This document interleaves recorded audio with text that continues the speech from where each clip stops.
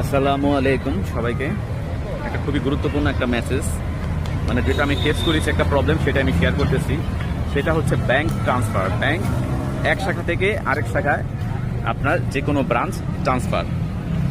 তো এই বিষয়ে আমি ইউটিউবে অনেক সার্চ করেছি এবং মানে গুগলও সার্চ করেছি, কিন্তু আপনার আশানুরূপ কোনো ফলাফল বা কিছু পাইনি, মানে শুভনীয় কিছু আসেনি যে আমি জানতে পারবো বা ব্যাংক ট্রান্সফার করলে অ্যাকাউন্ট নাম্বার থাকবে কি না।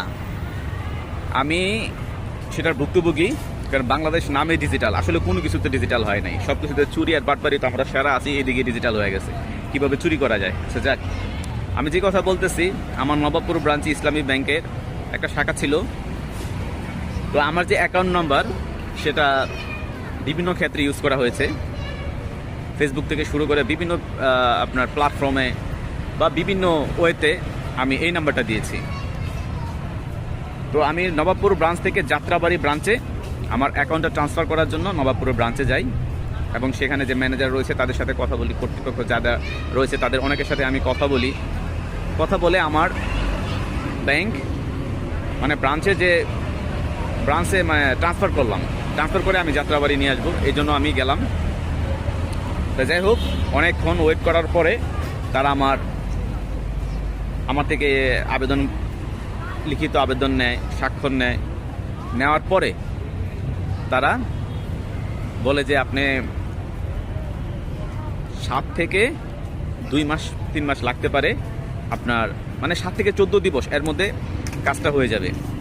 পরে যাই হোক, আমি ওইখান থেকে সব কার্যক্রম শেষ করে আমি এসে পড়লাম। পরে প্রায় 10 দিন পর আমি যাত্রাবাড়ি ব্রাঞ্চে ইসলামী ব্যাংক শাখায় আমি যাই। তো সেখানে যে আমি তো জানি, মানে আমি তো ব্রাঞ্চ ট্রান্সফার করেছি, ব্রাঞ্চ আমি নাম্বার না, অ্যাকাউন্ট নাম্বার নয়। তখন আমি যাত্রাবাড়ি শাখায় যাই। তো যাওয়ার আগের দিন আমি আবার নবাবপুর ব্রাঞ্চে যাই, যে মানে ব্যাংকের কর্তৃপক্ষ রয়েছে তার কাছে আমার নাম এবং আগের অ্যাকাউন্ট নাম্বারটা বলি, পরক্ষণে সে আমাকে চিনতে পারে এবং সে একটা নাম্বার আমাকে দেয়। আমি খুব আশাবাদী ছিলাম যে আমার আগের অ্যাকাউন্ট নাম্বারটা থাকবে, কিন্তু দেখলাম অ্যাকাউন্ট নাম্বারটা চেঞ্জ হয়েছে। যদি অ্যাকাউন্ট নাম্বারটা চেঞ্জ হয় তো আমার কি প্রয়োজন ছিল আমার নবাবপুর ব্রাঞ্চে যে মানে ট্রান্সফার করার? আমি তো যাত্রাবাড়ি ব্রাঞ্চ থেকে আমি একটা নতুন অ্যাকাউন্ট খুলতে পারতাম। তো আমাদের দেশের মধ্যে এখনও ডিজিটাল কিছুই হয় নাই, অনেক চুরি আর বাটপারি। পরে যাই হোক, হতাশাগ্রস্ত হয়ে আমি যাত্রাবাড়ি ব্রাঞ্চে গেলাম। সেখানে যে দেখলাম যে ওইখানে আমার মোবাইল নাম্বার দেওয়া হয় নাই, ওইখানেও আরেক